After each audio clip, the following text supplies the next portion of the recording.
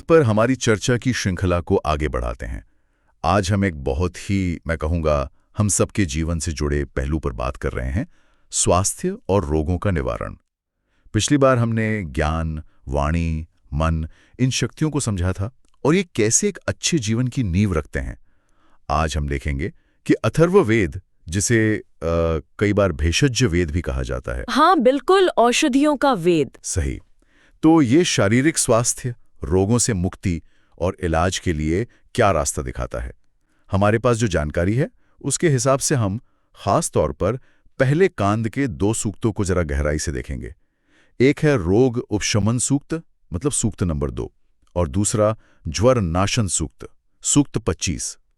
हमारा इरादा है कि अथर्ववेद की जो सोच है स्वास्थ्य और उपचार को लेकर, उसे समझें, और खासकर ज्वर, जिसे वेद में तकमन कहा गया है, उसके बारे में। तो चलिए इस प्राचीन ज्ञान की परतों को खोलते हैं। बिल्कुल।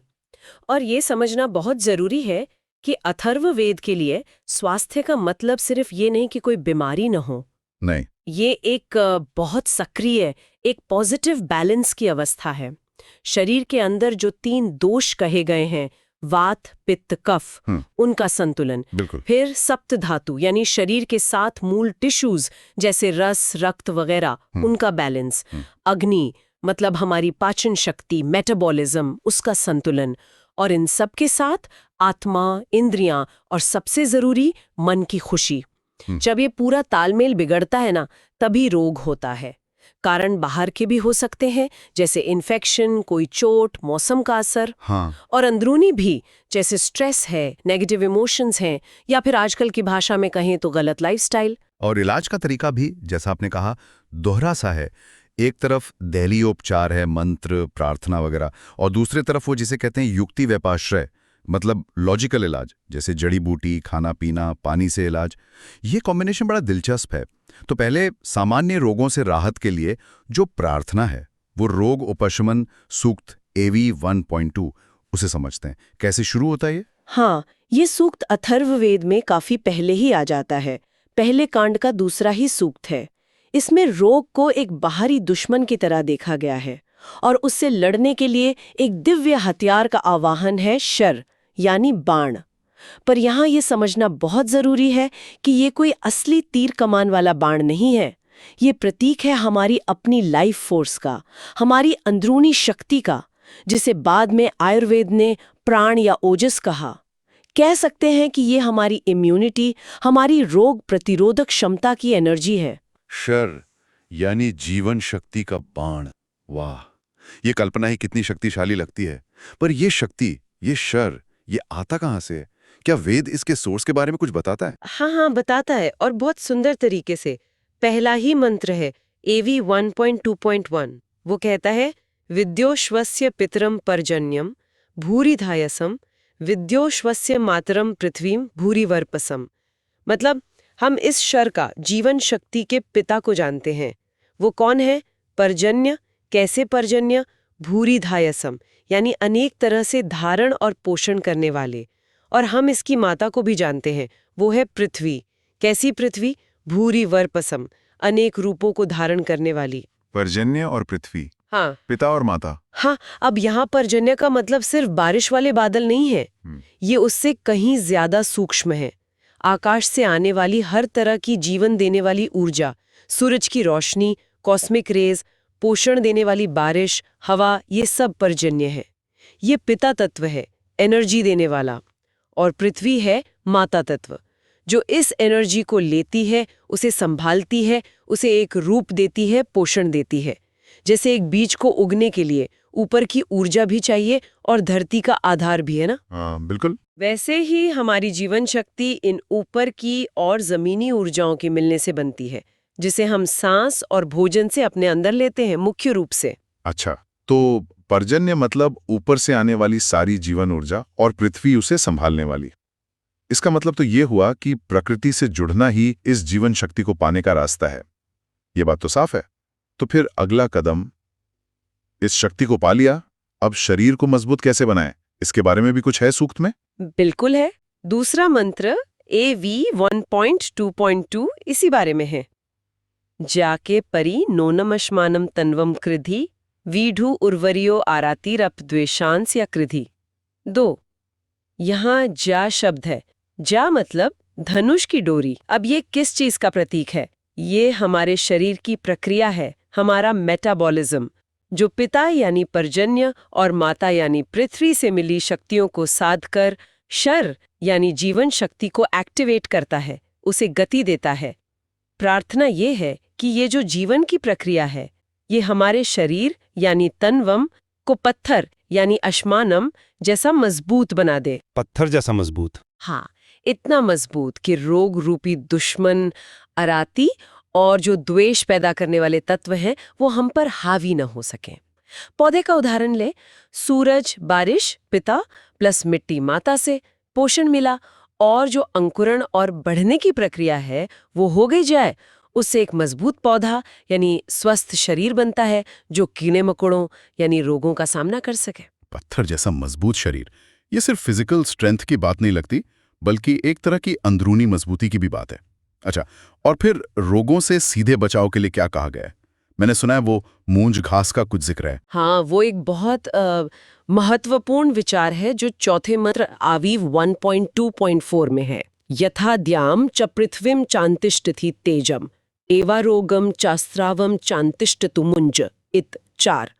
मतलब जैसे आकाश और पृथ्वी के बीच में तेज यानी ऊर्जा या कहें एक तरह का बैलेंस बना हुआ है, वैसे ही रोग और आस्त्राव शरीर से निकलने वाले हानिकारक डिस्चार्ज जैसे पस या ज्यादा बलगम के बीच मुंज आ जाए। अब ये मुंज क्या है? ये एक खास तरह की घास होती थी जिसे यज्ञ वगैरह में पवित्र बाउंड्री बनाने के काम में लेते थे, एक तरह की इनविजिबल लक्ष्मण रेखा। ओह अच्छा। तो प्रार्थना ये है कि हमारी जो जीवन शक्ति है, हमारा जो ओजस है, वो हमारे शरीर और बीमारी के बीच एक ऐसी ही मजबूत दीवार बनकर खड़ी हो जाए जिसे कोई पार न कर सके। सोचिए, ये हमारी इम्यूनिटी का कितना सुंदर, कितना पोएटिक वर्णन है। एक अदृश्य सुरक्षा कवच जो हमारी अपनी जीवन शक्ति से बनता है।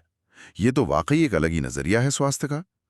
तो ये तो हुई सामान्य रोगों से बचाव और अपनी अंदरूनी शक्ति को जगाने की बात। लेकिन अथर्ववेद में एक खास रोग का जिक्र बहुत है, तकमन। हमारे स्रोतों के अनुसार ये ज्वारिया बुखार है और इसका वर्णन बड़ा ही अनोखा है। हाँ, ज्वर या तकमन पर तो अथर्ववेद में पूरा एक सूक्त ही है, AV 1.25, और ये बहुत गहरा है। यहाँ तकमन को सिर्फ एक लक्षण नहीं माना गया है, बल्कि कई बार इसे सब रोगों का राजा या प्रतिनिधि जैसा माना गया है, क्योंकि अक्सर गंभीर बीमारियों में बुखार आता ही है। वेद इसे शरीर की अपनी ही अग्नि का एक अनियंत्रित रूप मानता है, एक ऐसी अंदरूनी आग जो काबू से बाहर होकर शरीर के जलों यानी जीवन रसों, बॉडी फ्लूइड्स को सुखाने लगती है। आज के समय में जिसे हम इन्फ्लेमेशन या सूजन कहते हैं ना, ये उसकी एक बहुत ही सटीक वैदिक व्याख्या कही जा सकती है। शरीर के अंदर गर्मी का बढ़ जाना और पानी वाले तत्वों का कम होना। लेकिन जो बात इसे सबसे खास बनाती है वो ये है कि वैदिक ऋषि तकमन से एक दुश्मन की तरह नहीं लड़ते, वे उससे बात करते हैं, संवाद करते हैं। बात करते हैं बीमारी से। हाँ, वे उसे एक भटकी हुई दिव्य शक्ति की तरह देखते हैं। वे उसे डांटते या कोसते नहीं, बल्कि उसके असली स्वभाव, उसके मूल स्रोत को पहचान कर उसे सम्मान के साथ कहते हैं कि भाई अपने मूल स्थान पर लौट जाओ। ये उपचार की एक अद्भुत मनोवैज्ञानिक तकनीक है। बीमारी से बात करना, उसे समझना और सम्मान से विदा करना। ये तो आजकल के माइंड बॉडी मेडिसिन जैसा लगता है। तो ये सूक्त शुरू कैसे होता है? तकमन के जन्म के बारे में क्या कहता है? पहला ही मंत्र इसकी जड़ तक जाता है। देखिए, यदग्निरापो अदहत प्रविश्य यत्रा कृण्वन धर्मधृतो नमांसि तत्र ता आहुः परमम जनित्रम स नः संविद्वान परिवृंधितकमन। अच्छा, इसका अर्थ है, जब अग्नि यानी गर्मी तत्व ने आपह शरीर के जल तत्व में प्रवेश करके उन्हें जलाया, असंतुलित किया, जहां धर्म को धारण करने वाले यानी सदाचारी लोग नमन करते हैं, यानी जहां जीवन पवित्रता से चलता है, वही तुम्हारा हे तकमन परम जन्म स्थान कहा गया है। हे तकमन, तुम इस रहस्य को जानते हो, संविद्वान, इसलिए हमें छोड़ दो, परिवृंधि। अच्छा, ये सिर्फ कविता नहीं है, ये बुखार और सूजन की प्रक्रिया का गहरा अवलोकन है। ऋषि जैसे कह रहे हो, देखो भाई, हम जानते हैं तुम कहाँ से आए हो, तुम्हारा मूल सोर्स डिवाइन है। अब जब तुम खुद भी ये जान गए हो तो प्लीज हमें छोड़कर अपने असली घर लौट जाओ। ये डर ये लड़ाई से नहीं बल्कि ज्ञान से उपचार करने का प्रयास है। यानी रोग के मूल स्वभाव को जानना ही उसे काबू करने की चाबी है। ये तो बहुत गहरा विचार है। क्या वेद तकमन के अलग अलग टाइप या रूपों को भी पहचानता है? बिल्कुल पहचानता है। दूसरा मंत्र AV 125.2 देखिए, यदिर्चीर यदिवासी शोची शकल्येषु यदिवा ते जनित्रम ह्रुडूर नामासी हरितस्य देव सनाह संविद्वान परिवृंधित तकमन। यहाँ ऋषि कहते हैं, चाहे तुम अर्ची हो यानी एक तेज दहकती ज्वाला जैसा बुखार, या तुम शोची हो यानी अंदर ही अंदर जलाने वाला संताप, जलन या मानसिक पीड़ा, चाहे तुम्हारा जन्म शकल्येषु यानी लकड़ियों के रगड़ने से हुआ हो, शायद ये शरीर के अंदरूनी घर्षण या सूजन की तरफ इशारा है। फिर उसे नाम भी देते हैं। तुम्हारा एक नाम ह्रुडु है यानी हृदय को पीड़ा देने वाला, क्योंकि तेज बुखार दिल पर असर डालता है। और तुम हरितस्य देव हो यानी पीलेपन के देवता, जैसे पीलिया में होता है। और फिर वही बात, हे तकमन, तुम ये सब जानते हो इसलिए हमें छोड़ दो। मतलब जैसे कह रहे हो, हम तुम्हारे हर रूप हर नाम को जानते हैं। ये जानना ही शक्ति देता है ना? बिल्कुल, ये जानना ही एक तरह से उस पे मनोवैज्ञानिक बढ़त बना लेना है। और जो बात मुझे सबसे ज्यादा हैरान कर रही है वो है मन और शरीर का जुड़ाव। क्या वेद इस बारे में भी कुछ कहता है? हाँ, और बहुत साफ कहता है। तीसरा मंत्र अवि S1 25.3 तो सीधे सीधे आज की साइकोसोमैटिक मेडिसिन की जड़ें दिखाता है। यदि शोको यदि वा अभिशोको यदि वा राज्ञो वरुणस्य आसि पुत्रः हृदुर्नामा असि हरितस्य देव सनः संविद्वान परिवृंघति तकमन 3। यहाँ साफ कहा गया है कि हे तकमन, चाहे तुम्हारा कारण शोक हो, दुख, ग्रीफ, या अभिशोक हो, गहरा दुख, इंटेंस सॉरो और शॉक। सोचिए, हजारों साल पहले ये माना जा रहा है कि मानसिक पीड़ा शारीरिक रोग यानी बुखार का कारण बन सकती है। कमाल है। फिर उसे राजा वरुण का पुत्र भी कहा गया है। वरुण वैदिक देवताओं में नैतिक और प्राकृतिक व्यवस्था के रक्षक माने जाते हैं। तो इसका एक मतलब ये भी हो सकता है कि शायद नैतिक नियमों को तोड़ने या प्रकृति के विरुद्ध जाने से पैदा हुआ रोग भी बुखार के रूप में आ सकता है। ये शरीर, मन और हमारे कर्मों के गहरे कनेक्शन की ओर इशारा करता है। ये तो अविश्वसनीय है। दुख से बुखार होना और नैतिक व्यवस्था से उसका जुड़ाव, ये सोच आज भी कितनी रेलेवेंट है। अच्छा, कई तरह के बुखार होते हैं जिनके पैटर्न अलग होते हैं। जैसे मलेरिया में होता है, कभी रोज आता है, कभी एक दिन छोड़कर। क्या वेद इतनी डिटेल में भी जाता है? जाता है, और यही तो वैदिक ऋषियों के ऑब्जर्वेशन की बारीकी है। चौथा मंत्र सुनिए, नमः शीताय तकमने नमो रूराय शोची शेक्रणोमि यो अन्ये द्युर्हुभयद्युर्हत्वेति तृतीयकाय नमो अस्तु तकमने 4। यहाँ ऋषि कहते हैं, शीत तकमन को नमस्कार है, यानी वो बुखार जिसमें कमकमी छूटती है, ठंड लगती है। रूर शोची को नमस्कार है, यानी वो बुखार जो बहुत तेज ताप वाला है, जिसमें जलन होती है।